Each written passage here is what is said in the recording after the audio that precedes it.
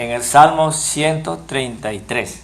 La palabra del Señor, para su honra y su gloria, dice de la siguiente manera: y mirad cuán bueno y cuán agradable es que los hermanos habiten juntos en armonía. Es como el óleo precioso sobre la cabeza, el cual desciende sobre la barba de Aarón, que desciende sobre los bordes de hasta el borde de sus vestiduras. Es como el rocío de Hermón, que desciende sobre los montes de Sión, porque allí manda el Señor la bendición y la vida eterna. Padre amado, en el nombre del Señor Jesucristo, te damos gracias por esta linda y hermosa congregación. Gracias por los cánticos, Señor, que si sin tu ayuda nada somos. Ayúdanos, Espíritu Santo, hasta el fin. Padre, y te pedimos pues que tu Espíritu Santo nos ayude en la exposición de tu santa y divina palabra, y que también nuestros oídos estén ungidos, como esperamos que mis labios lo sean, para que sea expuesta el mensaje que cambie nuestras vidas. Te lo rogamos, Padre, en el nombre glorioso de nuestro Señor Jesucristo. Amén. Bueno, este es un bello y hermoso salmo, ¿verdad? Yo tengo una experiencia inolvidable sobre este salmo, porque la primera vez que lo escuché, recordaba yo hoy que fue hace 40 años. Imagínese usted, hace 40 años por primera vez escuché a un hombre predicar sobre este salmo. Recuerdo la ciudad. La ciudad se llama Bucaramanga, en la República de Colombia. Es una hermosa y bella ciudad. La llaman la ciudad de los parques, de la cordialidad. Es una ciudad muy hermosa, y el predicador, recuerdo que se llama Diego Alvedray. Tenía un blazer con un pantalón azul, y no usaba corbata sino un lazo. Utilizó un lenguaje muy elocuente y muy poético, de tal manera que él pudo lograr transportarme a mí hacia ese lugar, porque lo describió tan bien y tan bonito que yo lo vi y me vi allá. Ya donde estaba, vi la realidad. Dije yo, cuando vaya a Israel, le voy a pedir a los guías que me lleven al monte Hebrón. Así que pues, fíjese usted, hace 40 años, y hasta el día de hoy lo recuerdo con todos esos lujos de detalle.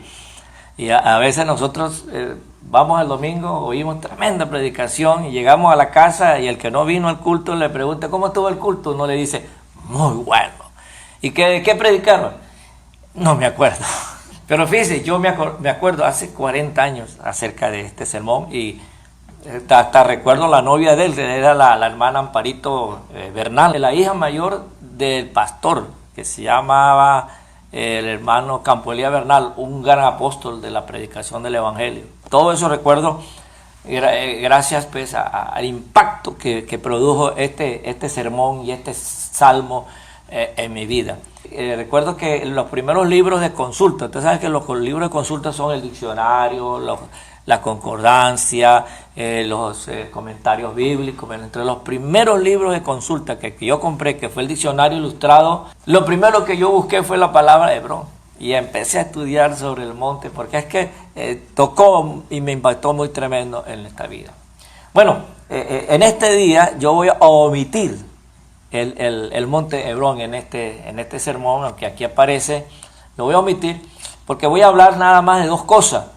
Voy a hablar acerca de la palabra armonía, y voy a hablar acerca del buen óleo, el buen aceite, que según el contexto sabemos de antemano que se trata del aceite de la santa unción, que habla en el capítulo 30 del libro de Éxodo. Así que pues de eso es nada más lo que voy a hablar, y le mencioné el monte Hebrón para dejárselos de tarea, para que aquellos que estudian la Biblia y se interesan por saber de las cosas del Señor, lleguen a su casa y investiguen. Y ahora que tenemos internet, a la biblioteca Google, imagínense, ¿qué no podrá usted descubrir acerca de este hermoso y bello monte que se utiliza en los lenguajes poéticos de las Santas Escrituras? Así que bueno, el objetivo por la cual yo voy a hablarles acerca de la armonía y del aceite de la santa unción es para que, bueno, si ustedes algunos saben ya de lo que voy a hablar, pues para los que lo perfeccionen. Y si en caso ustedes es primera vez que va a oír esto, pues para que lo utilice. Porque el objetivo principal es lo que dice al final de este salmo. Dice que donde hay esa armonía, ¿no? Donde existe esa armonía que se compara como el aceite de la santa unción, dice que ahí, en ese lugar, envía el Señor bendición y vida eterna. Y ese es lo que yo quiero que ustedes se transformen como iglesia aquí en la ciudad de Houston. Se transforme como un lugar de vida eterna, que aquel que entra por esa puerta muerto en sus delitos y pecados, salga ya con vida eterna en Cristo Jesús, el Señor nuestro. Que aquellos que andan buscando en la ciudad bendición, entre a este lugar y que salgan con esa bendición. Y eso puede ser posible. Usted no se intimide y no se desestime diciendo, pero ¿será posible que nosotros seamos así? Claro que sí, hermano. Ustedes como iglesia pueden ser una fuente de bendición. Como iglesia pueden ser una fuente de vida eterna. Por eso es que yo quiero que pongan atención para lo que vamos a hablar. Acerca de la palabra armonía, es una palabra que se originó entre los griegos. Es una palabra griega y se utilizó para darle una denominación a una ciencia que se estaba desarrollando y que era muy importante en la cultura griega, que era la música. En la música existe esa palabra armonía. No sé si ustedes han escuchado un instrumento que se llama armónica, que es como comiendo elote. Y también está otro instrumento musical que es el acordeón. El famoso Ramón Ayala, el rey del acordeón, que Dios tenga misericordia y lo llene del Espíritu Santo. Digan amén. Sí, hay que salvar las almas. Entonces, ese es un lenguaje que se empieza a utilizar precisamente para esa ciencia que se estaba dando a conocer en la Edad Media sobre la música, porque ya se habían inventado muchos instrumentos, los instrumentos de viento a través de los metales, ya no era a través de cuernos de animales y cabeza, ¿cómo es casco de caracol, ¿cómo es? La caparazón del caracol, sino que ya se inventaron instrumentos de metal y eran instrumentos de viento, también habían el instrumento de cuerda y habían los instrumentos de cuero que son los tambores. Y bueno, ya había una serie de instrumentos y ya se estaban formando grupos, se estaban formando conjuntos. Y a la vez se le había añadido voces como los coros, los cánticos y también en las letras estaba lo que es la poesía. Entonces todas esas cosas separadas así, ¿no? Trataron de estos hombres científicos crear una coordinación para que el efecto de la música fuese agradable a los oyentes. Entonces, ¿cómo se lo domina a ese estudio? Ellos dijeron, vamos a ponerle armonía. Entonces de ahí vinieron las otras culturas que fueron los romanos, que la introdujeron también en el idioma latín. Y en el Renacimiento fue tan avanzada la ciencia de la armonía en la música, estoy hablando de la armonía musical, que ahí fue donde se crearon las grandes orquestas sinfónicas y surgieron grandes fenómenos de la música, como fue Beethoven y otros más, ¿no? Pero el más conocido de ellos es Beethoven. Y ya para el tiempo moderno, hoy en día, cuando quiere alguien estudiar música, dentro de la materia de la música está la armonía, que es la que te enseña lo que es las diferentes notas, do, re, mi, fa, sol, la, si, do, y también los tiempos, están las partiduras, y de tal manera que cuando un músico ya profesional ve la página de la lectura, él sabe las notas, sabe los tiempos, sabe todo eso, puede interpretar la música a través de los instrumentos. Todo eso gracias a la armonía, a la ciencia de la armonía musical. Entonces, ya con este ejemplo estamos como tratando de entender un poco de lo que significa armonía, ¿verdad? Solamente con el estudio o la descripción de la armonía musical. Y fíjese que ustedes han visto no sé si ustedes han visto o recuerdan de lo que es una orquesta sinfónica, que hay muchos músicos, ¿verdad? Hay muchos músicos de diferentes, ya como les dije, de diferentes tipos de instrumentos. Y al frente de ese grupo hay un hombre que parece que no hiciera nada, ¿no? Que anda con un vestido de negro, con una camisa blanca y un palito. Y él empieza puro a hacer así, y usted dirá, bueno, ¿y qué les pasa a este hombre? No está haciendo nada, todos están tocando y él no está haciendo nada. Eso pensara uno, pero en la ciencia de la música es el cerebro de la orquesta. Es el que tiene el oído perfecto y el que sabe quién de los músicos se equivocó, quién está dando un sonido falso, el que está en otro tiempo, porque vamos mucho por acá y el otro va atrasado.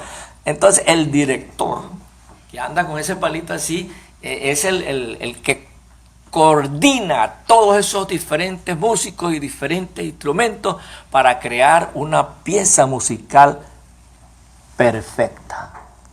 Y eso lo hizo Beethoven. Y fíjese que él era un poco fallo del oído. No sé qué tanto tenía su deficiencia para oír, pero dicen que él era sordo y creó la quinta sinfonía de Beethoven, que ha pasado los años, han pasado los siglos y todavía es algo emocionante. ¿Cuántos han escuchado la quinta sinfonía de Beethoven?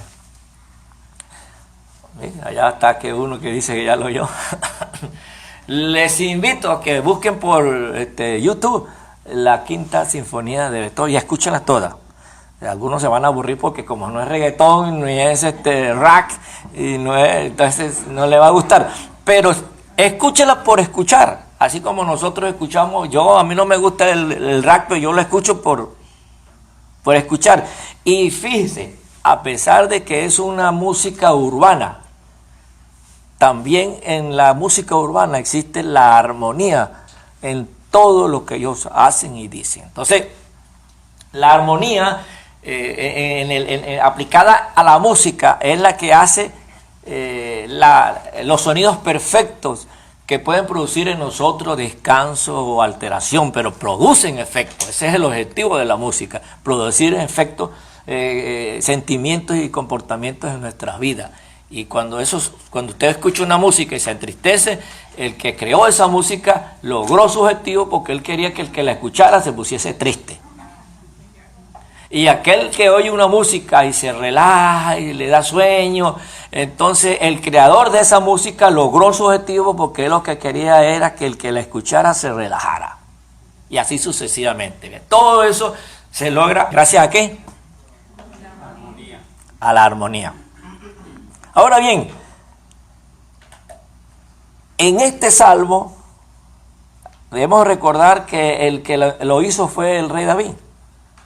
Y el rey David era un excelente músico y un excelente compositor y un excelente siervo de Dios, tanto que el Señor lo llama conforme al corazón de Dios.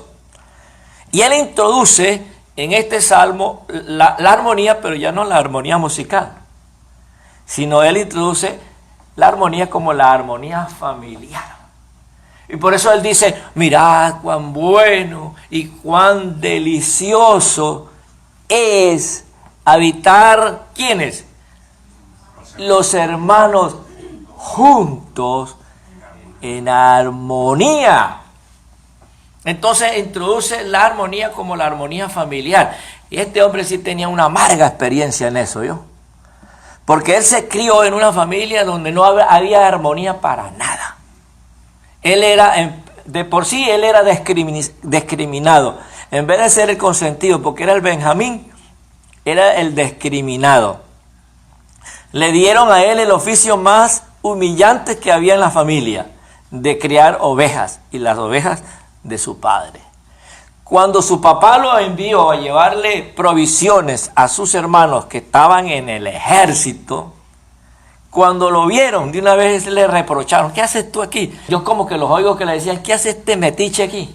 Y cuando le tocó al profeta Samuel ungir al nuevo rey de Israel, Elí, su papá, puso a todos sus hijos frente al profeta, menos a David. Entonces fíjese usted que ya en esa familia había la falta de armonía, y él la vivió, la falta de armonía familiar. Cuando él ya sea ese hombre y comienza a tener hijos también, si algo se le negó a David fue eso, el de tener armonía familiar. Ni hubo armonía en su familia antes, cuando él era hijo y hermano. Tampoco lo hubo cuando él fue el padre. Él tuvo varios hijos de muchas mujeres. Y su consentido era Absalón. Y Absalón fue un hijo que le causó grandes dolores de cabeza. Absalón tenía una hermana, y esa hermana fue violada por un hermanastro de ella. Y después que el hermanastro la violó, la despreció. Y Absalón esperó unos años, ¿no? Y él como dice, lo agarró en la bajadita, dejó pasar unos tiempos, hizo una fiesta y lo mandó a asesinar. Y luego David tuvo como un cierto alejamiento a Salomón, porque el hermano mayor de Salomón, él lo amó tanto como amó a su mamá, pero se murió. Y esa amarga experiencia hizo que cuando naciera Salomón, entonces lo tenía apartadito. Si acaso se muere, pues no voy a sufrir tanto. Y resulta que pues Salomón fue el sucesor del rey David. Y fíjense que aún después de muerto el rey David, viene uno de los hermanos de Salomón que quiso quitarle el trono, y fue apresado. Y entonces le pidieron sentencia, y dice el rey: bueno, que no lo quiero ver más nunca. Pero no le hizo nada.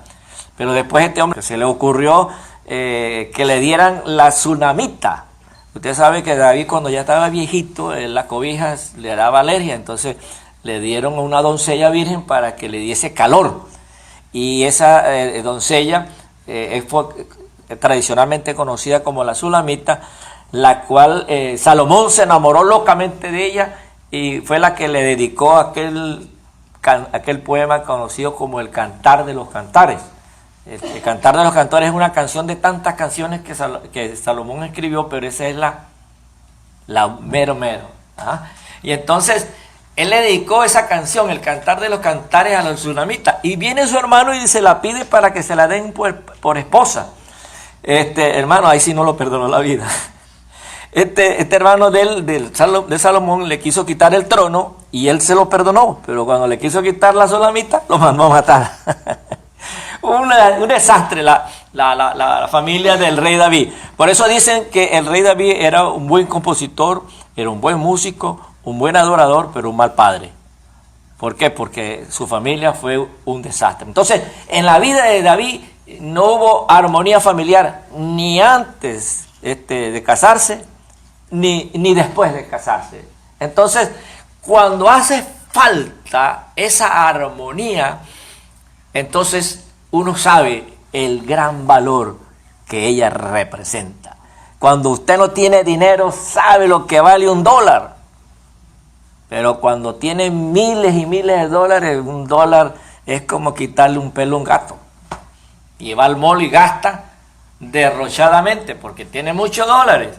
Entonces, que cuando uno no tiene algo, entonces uno sabe el valor.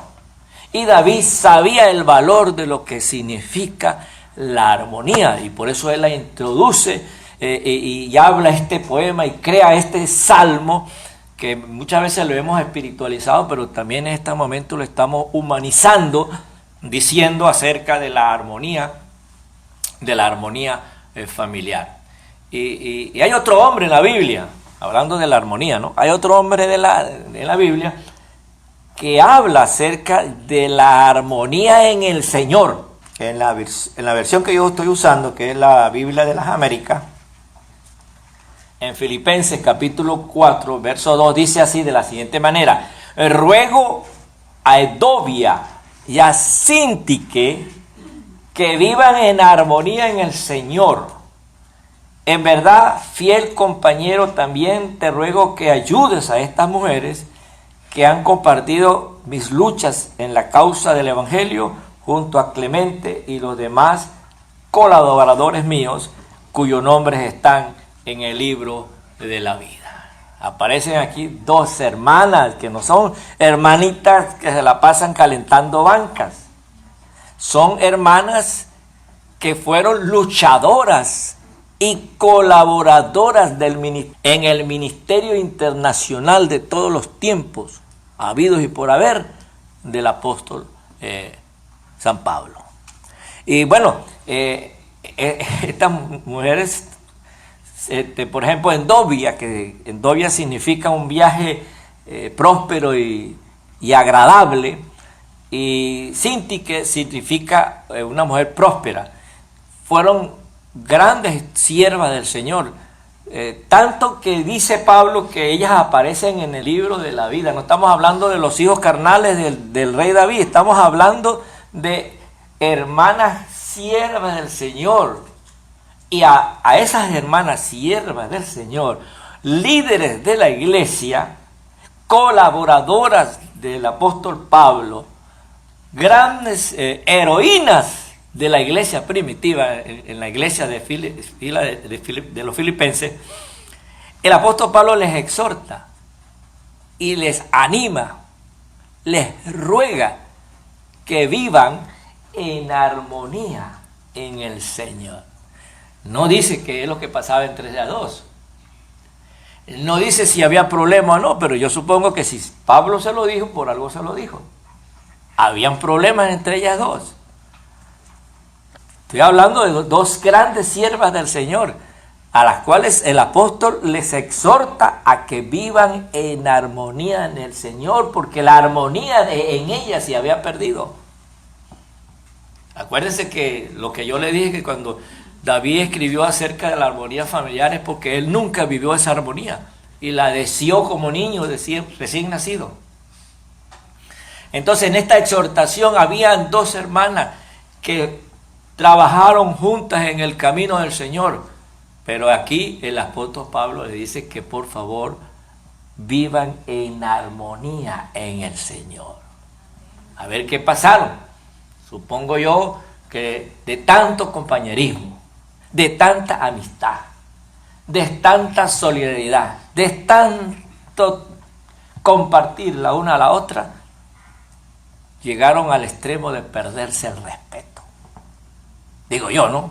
Se perdieron el respeto, porque cuando uno tiene un amigo así que dice, este es mi amigo, este es el mejor amigo, entonces él trata de ofenderte, trata de humillarte, trata de decirte cosas, porque como tú eres el mejor amigo, me va a perdonar. Igual que cuando se casan, a la hora del cortejo, ay, mire, que no sé cuánto, y que florecitas y esto. Ya después que se casan, entonces ya empieza a insultarla, porque ya se empieza a perder el respeto.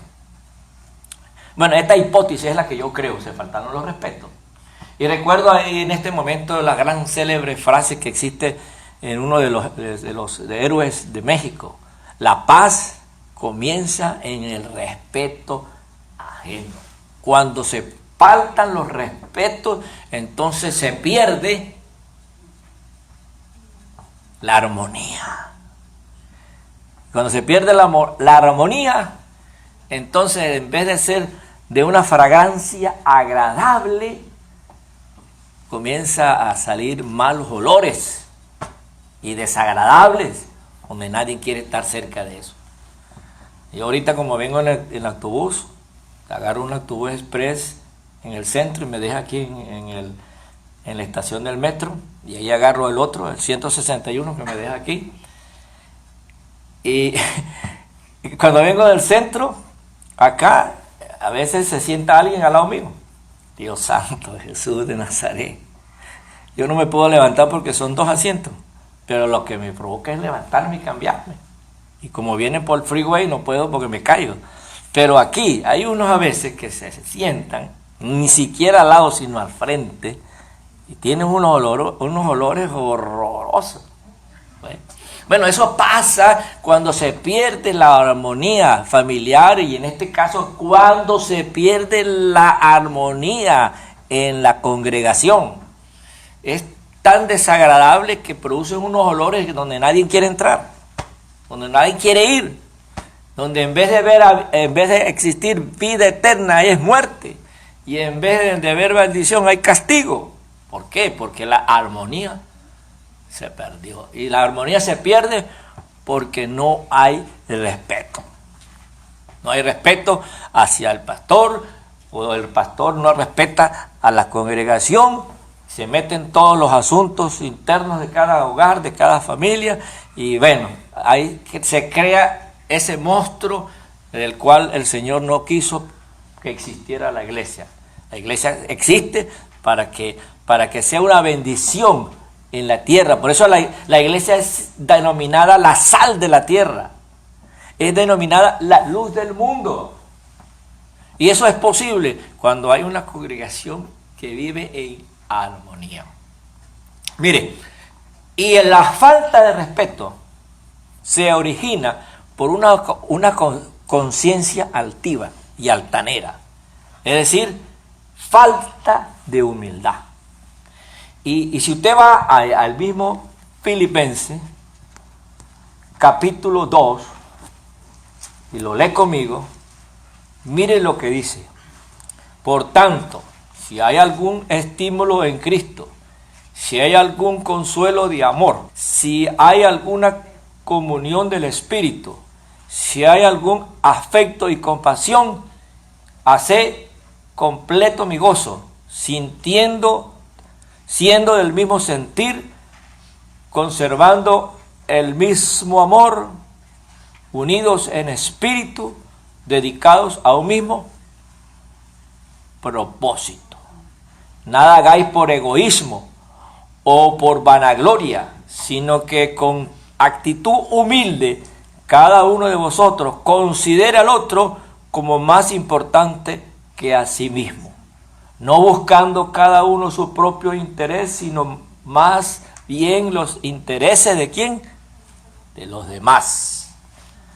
Haya pues en vosotros esta actitud que hubo también ¿en quién? En Cristo Jesús, el cual, aún existiendo en forma de Dios, no consideró el ser igual a Dios como alguno a que aferrarse, sino que se despojó a sí mismo, tomando forma de siervo, haciéndose semejante a los hombres, y hallándose en forma de hombre, se humilló a sí mismo, haciéndose obediente hasta la muerte y muerte de cruz. Por lo cual, ¿qué pasó? Dios también le exaltó hasta lo sumo y le concedió el nombre que es sobre todo nombre, para que en el nombre de Jesús se doble toda rodilla de los que están en el cielo y en la tierra y debajo de la tierra, y toda lengua confiese que Jesucristo es el Señor, para gloria de Dios Padre. Principio de reino aquí: el que se humilla será ensalzado, y el que se ensalza será humillado. Quizás este principio no se aplica en las empresas o en la calle, o quizás sí, pero en la iglesia, en el reino de los cielos, tiene un valor muy importante. Y el más grande ejemplo es nuestro propio Señor Jesucristo, que por respeto a usted y por amor a usted, Él no nos ha castigado, sino nos ha perdonado, y se sacrificó en la cruz del Calvario por cada uno de nosotros. Y el hacer eso, en vez de sentirse indignado por humillarse, por pedir perdón, por ser tolerante, por tener tolerancia a la diferencia de los demás, por tener, como dice aquí, respeto en alta estima a los demás. Por esa razón, entonces, el Señor, en vez de perder, Él ganó.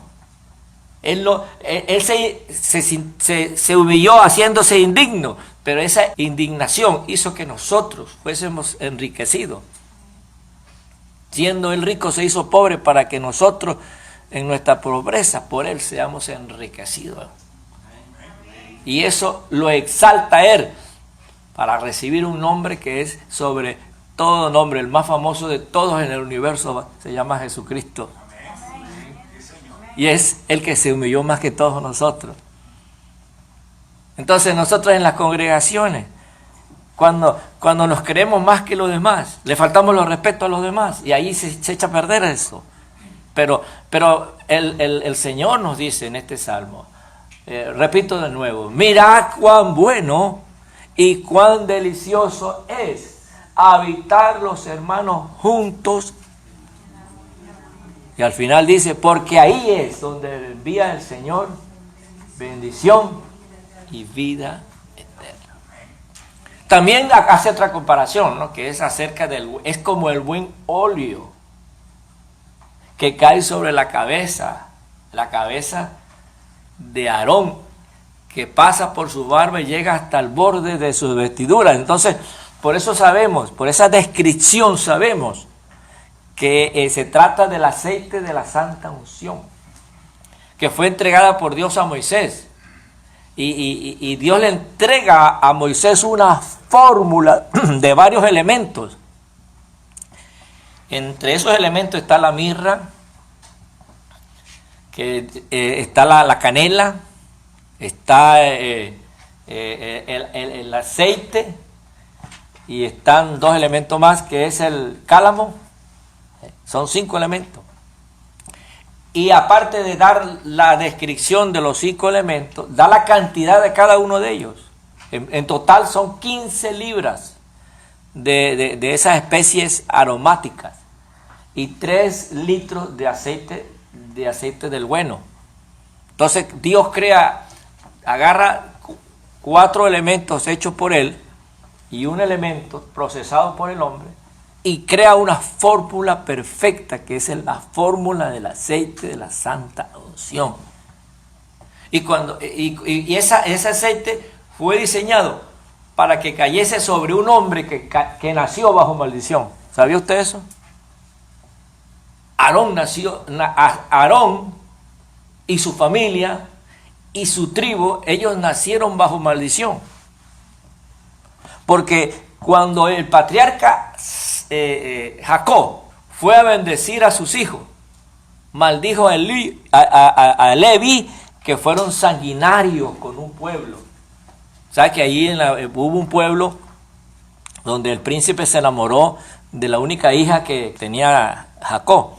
Y en medio de una embriaguez tiene relaciones con la hija de Jacob y hermano de ellos, de los 12 patriarcas. Entonces, esa vergüenza estuvieron negociando para resolverla. Y el rey de la ciudad le dijo que mi hijo está locamente enamorado de su hija. Y sí, él reconoce su falla y él quiere casarse con ella. Entonces, decidieron que para casarse con ella tenían que circuncidarse todos los hombres de ese pueblo. Y se circuncidaron todos los hombres de ese pueblo porque el príncipe estaba enamorado de la muchacha. Y Leví, aprovecharon que estaban los hombres ya en su debilidad por la cirugía que le hicieron, y vinieron y le pasaron filo de espada a todos los que estaban en esa ciudad. Eso no le gustó a Jacob, y a la hora de morir los maldijo a esos dos por sanguinarios. Entonces Leví, que es el patriarca, fue el padre de los levitas, y dentro de los levitas nació Aarón, el cual fue escogido para ser sacerdote. Para que vea, aunque nació bajo maldición, sobre él cayó la unción de Dios sobre su vida, y a partir de ese momento, el que nació en maldición se transformó en bendito. Y fue bendito a partir de ese momento para hacer bendición a los demás. Así está la humanidad, ¿no? La humanidad ha nacido bajo maldición de la ley del pecado que heredamos de Adán y Eva. Pero a través del ungido de Dios, que es Jesucristo, que nos promete su Espíritu Santo, primero nos promete su redención, limpiarnos con la sangre preciosa que derramó en la cruz del Calvario, y nos promete su Espíritu Santo. Al nosotros recibir esa unción del ungido, nosotros que estábamos bajo maldición del pecado, ahora somos benditos en Cristo Jesús, Señor nuestro. Y somos benditos para hacer bendición a los demás. Bueno, eso es lo que dice este salmo acerca de la armonía y de lo que dice el aceite de la santa unción. Son cosas que están ahí para que donde se aplique, en esa familia que se aplique, en esa iglesia que se aplique la armonía, entonces esa iglesia bajo esa unción va a ser un lugar donde el Señor derrama bendiciones y bendiciones hasta que sobreabunde, y va a tener vida y vida en abundancia. Así que lo que ustedes tienen que hacer es simplemente respetarse unos al otro aquí en esta iglesia y no creerse más que los demás. Y acuérdense de que en la orquesta, acuérdense en la orquesta que hay un señor con una varita que hace así, que ustedes creen que no hacen nada, pero ese es el mero mero. También en la iglesia, ustedes creen que hay un hombre que Dios puso y ustedes creen que no hace nada, pero es el que más hace que todos nosotros trabajemos en armonía y en unidad, en respeto. ¿Para qué, hermano? Para que nosotros podamos salir adelante, para que podamos lograr nuestra meta, para que nosotros podamos crecer, para que podamos salvar jóvenes, para que podamos salvar ancianos, para que podamos salvar niños. Esta comunidad donde nosotros estamos rodeados de gente que está deteriorada, que está golpeada, que está destruida por el diablo, porque usted sabe que afuera está el diablo matando, hurtando y robando y destruyendo, porque eso es la misión de él, matar, hurtar y destruir. A nosotros no nos llega porque nosotros estamos protegidos.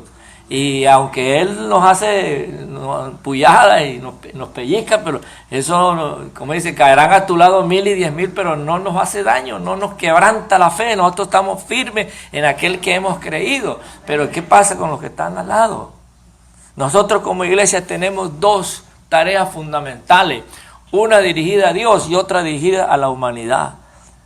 Para dirigirla a Dios, ¿a través de qué? A través de la alabanza y a la adoración. Por eso Jesús dice que el Señor anda buscando adoradores que le adoren en espíritu y en verdad. Y por eso es que aquí hay un grupo de adoradores y ellos que llegan aquí no llegan del culto a tocar instrumentos. Ellos llegan aquí, ensayan y practican. Y ustedes dirán, pero todos los domingos los mismos coros, todos los mismos coros. Bueno, pero son los que cantan con armonía. Aquí todos tienen su conocimiento de qué es lo que la voz que van a hacer. Por eso es que en los grupos cuando van a tocar dice, hey, dame el re mayor. Y él sabe qué significa, y que ahí es donde va a empezar y ahí es donde va a agarrar el tono y la voz, porque hay voz aguda, voz baja, y si no hay una armonía en este grupo que está aquí, entonces las alabanzas va a ser un desastre. Sin embargo, ¿por qué usted siente la bendición? ¿Por qué usted siente el poder de Dios? ¿Por qué en este cántico que estaban al final, que cantaron acerca de ayúdame hasta el fin, impactó la vida de todos nosotros? Pues no solamente yo estoy impactado por eso, sino todos fuimos tocados por la armonía, la nitidez de la voz que se hizo, los quiebres de voz, la palabra que penetró, el Espíritu Santo sobre todo ahí metido. Trabajando Dios en armonía con nosotros. ¿Por qué? Pues lo estamos adorando. Cuando uno canta para el público. Cuando estamos aquí no estamos cantando para ustedes. Estamos cantando para Dios y ustedes cantan también con nosotros para que juntos cantemos a Dios. Porque dice la Biblia que Dios habita en medio de la alabanza de su pueblo. Entonces nosotros tenemos que tener plena armonía en la alabanza y en la adoración que va dirigida hacia el cielo. Y el trabajo entre los demás, trabajo entre los humanos, el trabajo entre las personas, el trabajo aquí en la tierra, también tiene que ser un trabajo plenamente armoniosa. El trabajo de la evangelización, el trabajo de la invitación en los eventos, el trabajo que se hace para la comunidad, para que la comunidad conozca el evangelio, para que conozca el plan de salvación, para que conozca lo que hemos conocido y que estamos conociendo todos los días. Tenemos que entonces nosotros hacer nuestro trabajo y cuando la gente pase por aquí, nunca más su vida. Padre Santo, en el nombre del Señor Jesucristo, te damos gracias por esta palabra. Esperamos, Señor, que llegue al corazón de cada uno de ellos y que no vuelva a ti vacía, sino que haga la obra, Señor, para la cual ha sido lanzada. Esta palabra, Señor, penetre en sus corazones y transforme sus vidas, transforme sus actitudes, transforme su comportamiento, transforme, Señor, su carácter, transforme su modo de ser, porque tú, Señor, eres el que das el cambio. De modo que si alguno está en Cristo, nueva criatura es. Las cosas viejas pasaron y aquí todas son hechas nuevas, Señor. Padre Santo, que nosotros a partir de hoy nunca más seamos iguales, sino que seamos transformados por tu palabra.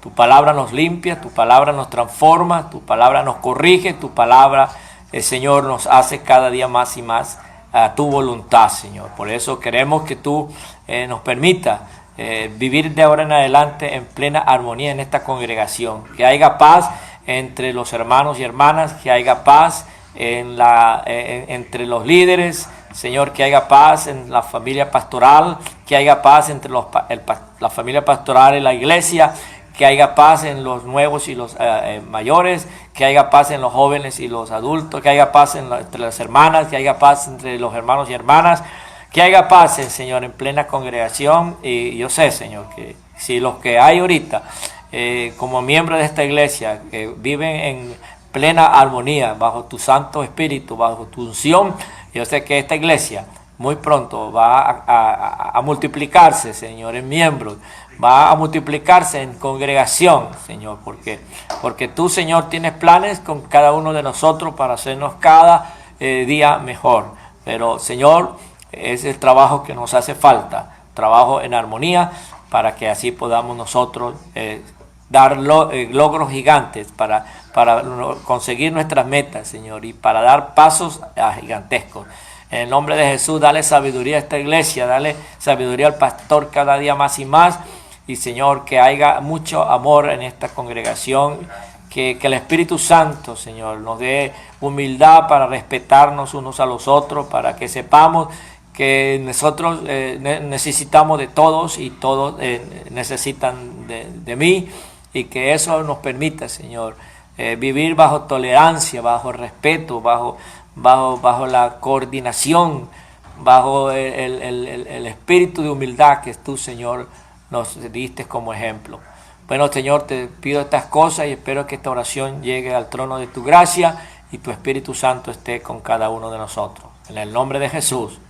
Amén y amén. Así que Dios me lo bendiga. Gracias por la invitación y será hasta la próxima.